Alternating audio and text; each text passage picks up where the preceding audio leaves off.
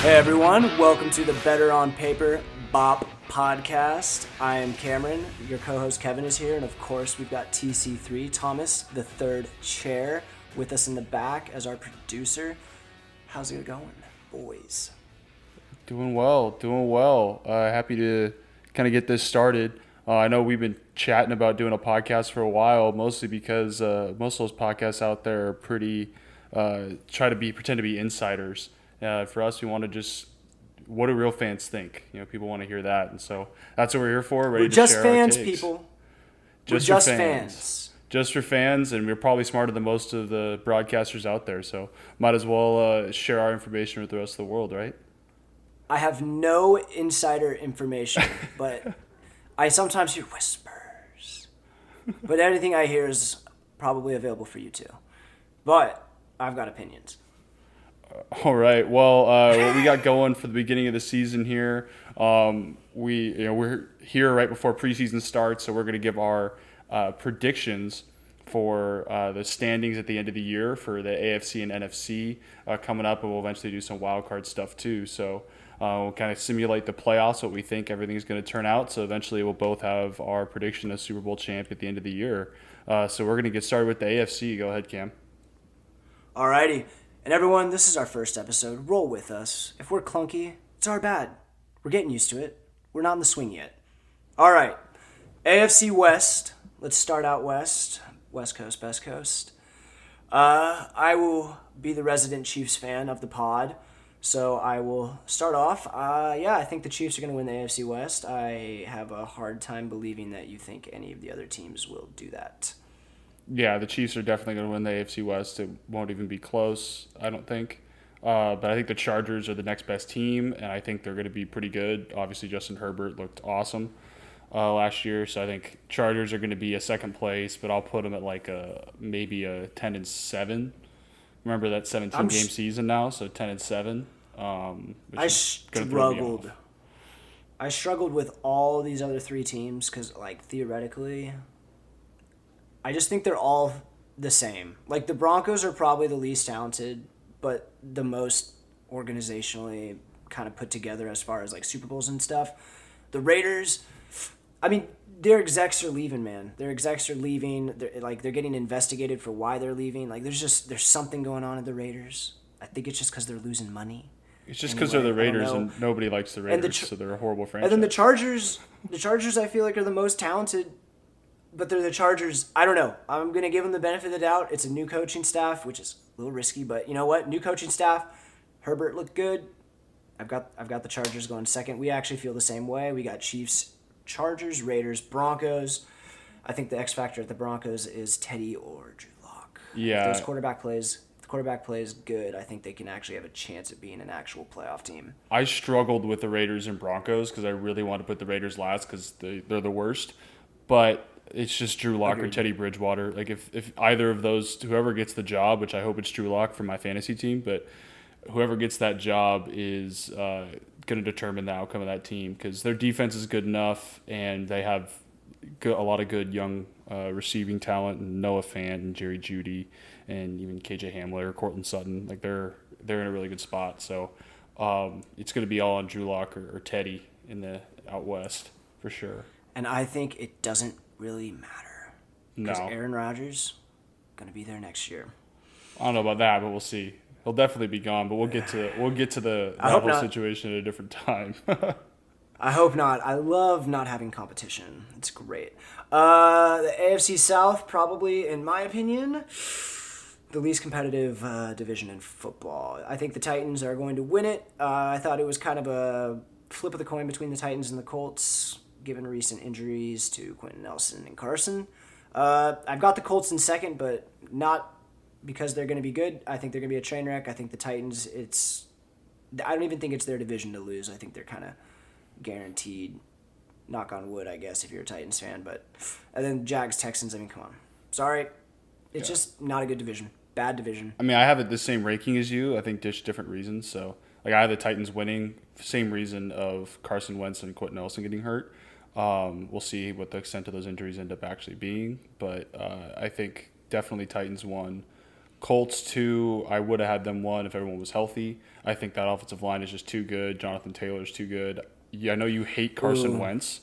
So Yeah, for me, I would have still had him too. that's Honestly, my thing. if Carson Wentz played, I might have had the Jags above him. Okay. All right, I'm just kidding. That's hot take. But yeah, that's just that's a really hot take. Well, it's Sam Ellinger season, so get ready to go Colts. You're ready to ready to rock with your Jacob Eason or Sam Ellinger. But no, I think the Colts are just a really good team. I think Frank Reich's a good coach. So they're going to be interesting, but the Titans are just better. I mean, Ryan Tannehill was like the best quarterback in football. Their offense was the best offense in football, I should say, since he took over the job 2 years ago. So I just think the Titans are a better team. Sometimes stats lie. Sometimes stats lie. There's lies, damn lies, and statistics. That's true. That's a good Missouri quote for Cam. But we got the Jags. Mark Twain, baby. The Jags are going to be interesting with Urban Meyer and Trevor Lawrence out there. I think they're still going to be bad, but no one's going to be worse than the Texans. So the Jags will make headlines. They got Urban and Trev. They might go 4-13, but they'll make headlines. I'm gonna get thrown off by the 17-game season every single time I try to say a record because I'm always gonna be like 4-12 because that's just ingrained in my head. It's gonna really bother me. So what do you actually think? 5-12 or 4-13? I'm gonna go 5-12 because 5 seems like a good number for. That's true. They do get to play the Texans twice, so I mean, yeah, and the Jags are always good for a 1 win against the Titans and/or Colts. And then they'll get one random win against we'll go with the East, I guess, next. A shitty Jets team or the Bengals or something. Yeah. But let's go with the East next, just because I mentioned the shitty Jets. I got the Bills winning because Josh Allen is just a stud. And they signed that record deal. Him and Stephon Diggs were just such a great combo.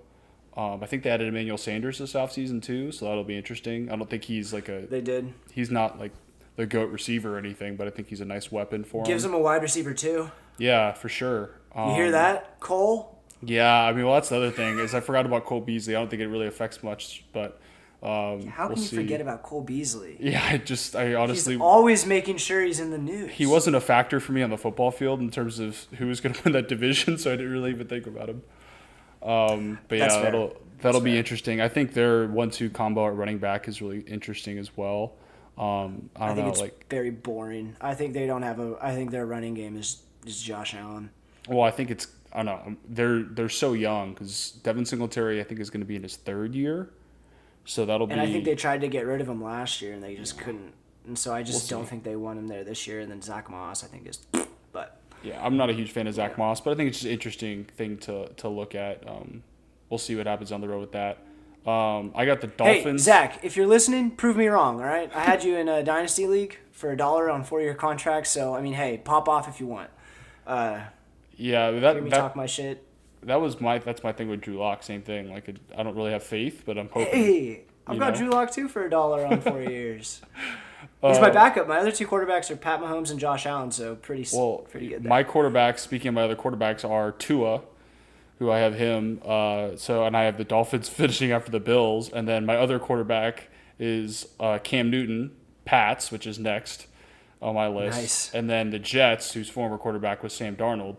So I basically had the AFC East quarterbacks other than, Josh Allen for a bit. Other than the good one. Yeah, other than the only good quarterback. Just a year too late. Just a year too late on Brady. I think the Dolphins are going to be a team where Tua can just be halfway competent.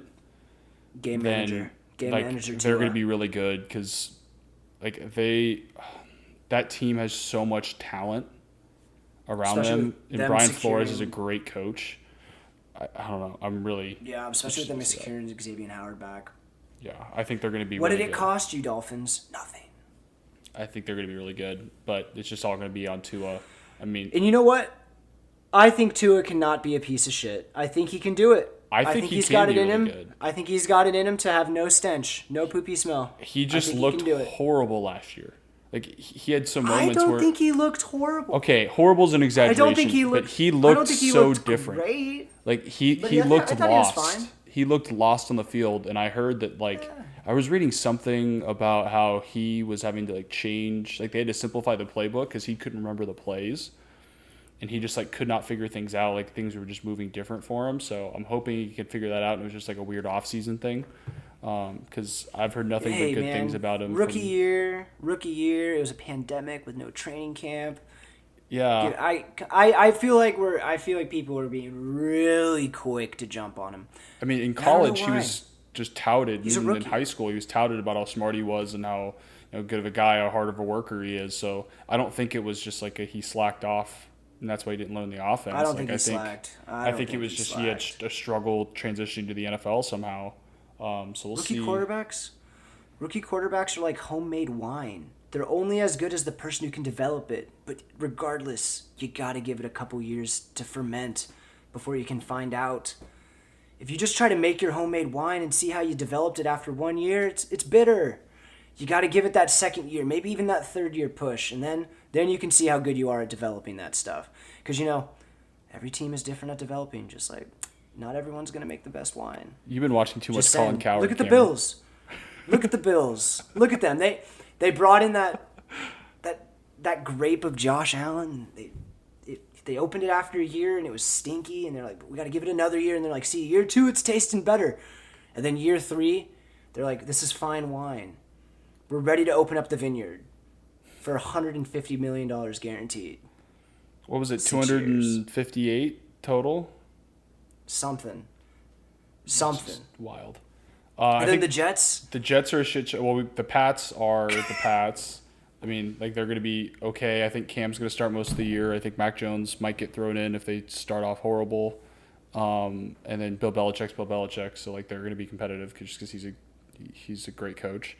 And then the Jets are a complete like tire fire. I don't expect them to be anything that great. Like, I think Robert Saleh's a good coach, but I don't expect Zach Wilson to like change that whole organization because they were so bad. Again, it's year 1. Just let it ferment. Yeah. I think, and you know what they did? They did a good job on that left side of the line. Their left side is good. So Left side, strong side. Which is what, when you look at Zach Wilson's college tape, everyone's like, he had all the time in the world to throw. And you know what? The Jets have a decent O-line for him, so at least they're going to give him some time. I mean, it's still his first year in the NFL, so, I mean, that's, we not a hot take. We all have the Jets finishing last in that division, which probably shouldn't be all that competitive for positions 2 through 4. Yeah. And I still think they'll finish 4th. But, I think Robert Saleh is going to go in and focus on the defense. I mean, that's kind of his thing. So, I mean, if you're just going to... You got to at least show after year 1 that, like, what you're known for is at least improving and being a solid unit, So I think Zach Wilson's going to just learn it, develop. Offense is going to do whatever the offense is going to do. We'll see. It's going to be an experiment this year. They're going to get in the swing of things, and I think their big focus is going to be defense. Yeah, I think so too. I just think Zach Wilson also looks like he's 12, so it's really hard to lead a team when you look like you need your mom to drive you to school. So like I just feel like it's gonna be really hard to lead 35-year-old men when that's what it is. But whatever. So that's why it'll be a rough road, I think, for the Jets. Do you want to go to the North? Yes. So the North, we got. I think we both had the Ravens finishing first. I have that. That's just because of coaching for me. Yeah, I mean, I just don't have faith to be honest, in the Browns like being consistently good enough to finish in first. I do. Browns have been getting a lot of love this offseason. They're considered the most complete team from offensive and defensive standpoint, and on paper, kind of are. But I'm just like, I give it to the Ravens just because I trust Harbaugh more than I trust Stefanski right now in the moment. And I guess I just give a slight edge, just a slighter edge to Lamar, just because of the things he can do on his feet. But the Browns, I think, are going to be solid. I can see the Browns winning this division. I'm giving the edge to the Ravens based on history there, but the Browns can win this division. Yeah, I think the Ravens are also a really possible. complete team, and I think they have less drama issues where the Browns just have too many people like Odell who are just drama queens, and Myles Garrett decides to swing at Mason Rudolph with his helmet again. Then the Browns have too many of that. Baker Mayfield wanting to grab his nuts on the sideline. I mean, I just think the Browns have too much of that going on, and they have this weird like chip on their shoulder that they haven't necessarily. I don't know. I just think that's going to be a disaster at some point, and whether or not it happens off season, mid season, I don't know. But there's just going to be drama. there, and so I just think the Ravens are more like put together organization. Like you never hear about Lamar being in drama. He just doesn't get in trouble. I mean, but after he's done with this COVID, he won't. I mean, now that no way around it. He's making headlines over. But I mean, stuff, with him, the way the protocols work. The way the protocols work, though, is after he's done with this like testing, he gets 90 days where he's treated as he's vaccinated. That's the way the protocols work. So he's the only one guaranteed for the next 90 days to not go out, even right vaccinated or not vaccinated. Week 4. So, 90 days. 90 days from 90 now. 90 days, 3 months, dude. It's like November. Oh my God, I'm dumb. I thought for some reason November 90 days was a month and a half.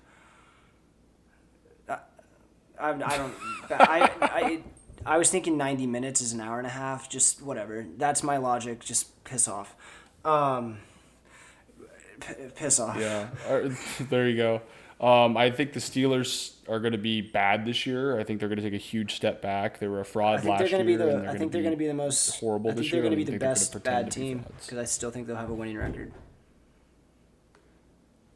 I think they'll be 9-8. That's a winning record. Right? 9-8 works. Yeah, 9-8 works. And I do think that they're good for 2 less wins than last year. And then the Bengals 11 wins.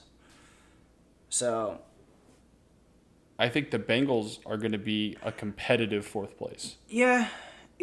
I hot take.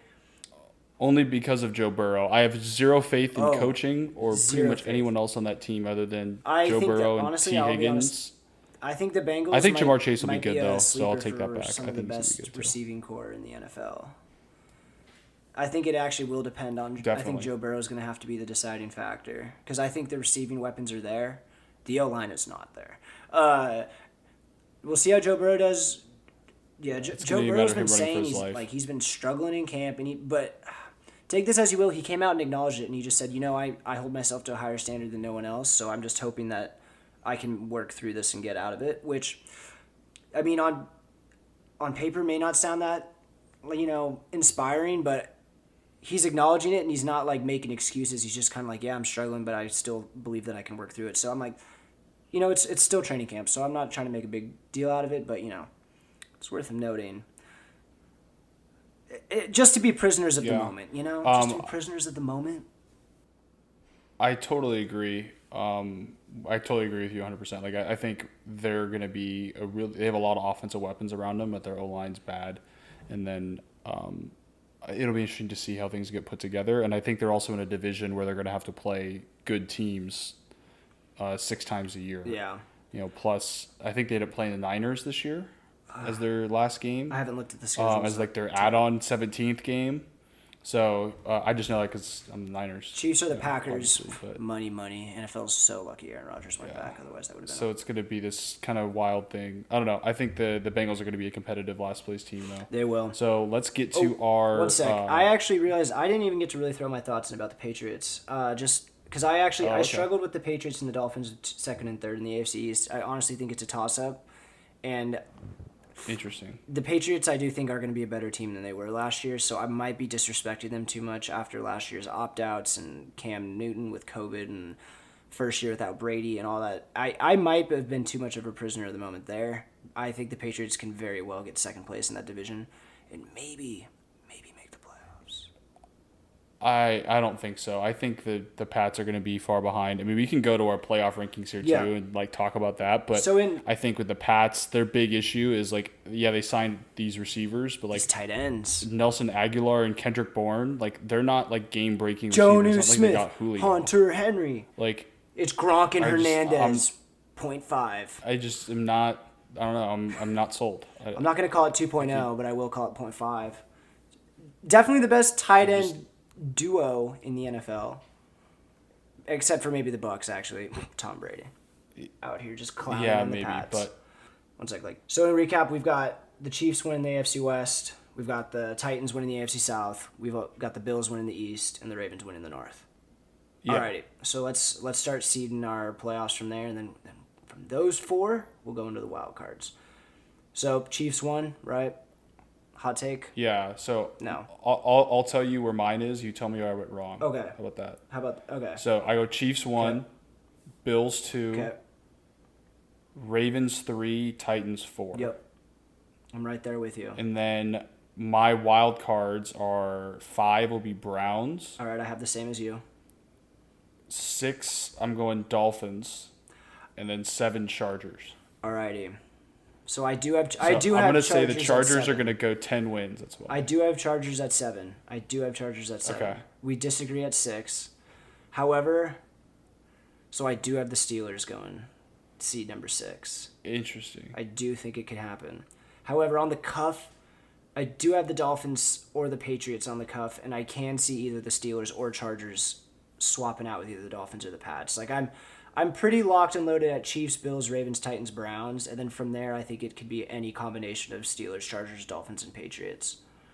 And yeah, I think you throw the Colts in there too. Like the Colts are the team that I was thinking about throwing in there. I don't. I Less think than 500 I think their team. offensive line's too good. Less than 500 team. Carson Wentz will not play 75% of the season. That first round pick will go back to the Eagles. Well, then they're going to trade for Jimmy Garoppolo, and then they're going to be fine. That could happen. I think the Eagles are going to get the Colts first round If Jimmy pick. starts playing well, they might do that. Alrighty. Well, it's a little bit of a contention at the bottom of the wild card, but I think I'm okay with that. we're still in the top 5. Overall had a lot of agreement. Yeah. Overall, a lot of agreement. I think the AFC is pretty straightforward this year. Overall, I just think like there's not like the separation is in most divisions is pretty clear. Even within the top tier of the divisions, I think the Chiefs are just so much better than everybody in that conference right now. That it's just, unless barring injuries, I don't see them not getting the 1 seed. The only thing is if Sean McDermott and the Bills, I think that the Bills match up against the Chiefs the best. I mean, that sounds a little vanilla because I'm saying the 2 team goes against the 1 seed better, but I'm like, not just because they're the 2 seed and I think they're the second best team in the AFC, but I just think their style. I think they're the team that is most likely to knock the Chiefs off. I just don't see the Ravens doing it. I don't see the Titans doing it. I don't see any of the wild cards doing it. I do think the Bills can do it. They can just shut down the offense defensively, and they've got the offense and the weapons to just pick apart the defense. And they can do it. Josh Allen can go toe-to-toe with Pat Mahomes, I really do feel, as a quarterback. I mean, hell, Derek Carr did it last year and fucking beat him. I mean, if you want to talk about statistics, the Chiefs have a weird statistic that it's like they show that the best way to beat the Chiefs is to go all-out gunslinging. Like, the best way to beat Mahomes is to just, like, try to outscore him. Like, if you try to defensively scheme for him and game manage, it's, like, never worked. The only way he's lost is when they've, like, just gone full out, like, balls to the walls, we're throwing downfield. Like, you try to play toe-to-toe with Pat Mahomes and throw it down the field. And if you do that, it's like, statistically, that's when Pat Mahomes is most vulnerable to lose. I hope you're not listening, NFL coaches. I mean, I think that's partly true and partly not true. Because, like, the Bucks didn't do that and just completely curb stomped them last year. And until that 3rd and 15 where they missed a hold on Nick Bosa and DeForest Buckner, the Niners also dominated that game defensively too. So the last 2 Super Bowls, I think, like, showed you can play with the Chiefs at minimum, if not beat them, by playing defensive football and just getting after the quarterback. That being said, Mahomes was still unreal last year, even though the Chiefs got killed. He's ready. Like, that was one of the most miraculous performances I've seen from a team that got destroyed. Like, I've never seen someone look that good while getting their ass kicked. He's a father now too. You're ready for the Daddy Mahomes season. Oh, man's a father now. Well, I thought you were going to say he's married now, so I thought you were going to talk about O.J. Mahomes. But that was a whole other thing. He's also Did you hear O.J.? This is super random. Did you hear about O.J. this weekend? No. He got interviewed, and he said something about how he hates living in L.A. because he's walking around. He never knows if he's, like, standing in line next to the real killer. And, like, when I was at a restaurant, like, am I, like, eating? He keeps talking about how, like, I'm innocent, so, like, there's the killer running around L.A. It's like, dude, fuck off. Oh, my. Did he say that? Yeah, it's so absurd. That is... I hate it so much. I'm not going to lie. That's kind of amazing. It's a total fucker thing to say. But just the fact that he actually said it is just a part of me is just hilarious to me just because, I don't know, I'm sorry. Don't cancel me for saying that. The fact that he has the audacity to just literally walk out of prison and everything and just be like, the real killer is out there and he could kill me. That's pretty fucking funny. Yeah, I mean, he got acquitted in the criminal court, but then he lost the civil lawsuit and had to pay a bunch of money. So like clearly, like they knew, like it was obviously he got away off of technicalities. Like it's just such a crazy thing to be like, I'm gonna go out there. Like no one asked him. He just decided like I'm gonna talk about how I don't want to do. That's that's amazing. You know. Yeah, because I think it was like The Athletic was doing like top 100 players of all time or something, that. And he was like 41. I was gonna say I saw he made the top. And so that's 50. why they interviewed him. Oh, phenomenal. Yeah, so that's why they interviewed him. That's some great. So that's some great around the AFC news. Yep. Alrighty. Oh, I don't know. I mean, you're talking Chiefs Bills. He played for the Bills. I know. That's what I'm saying. That's some great around the AFC. OJ news. Mahomes, another great TikTok. But yeah. By OJ. By the man himself. Yeah. Yeah.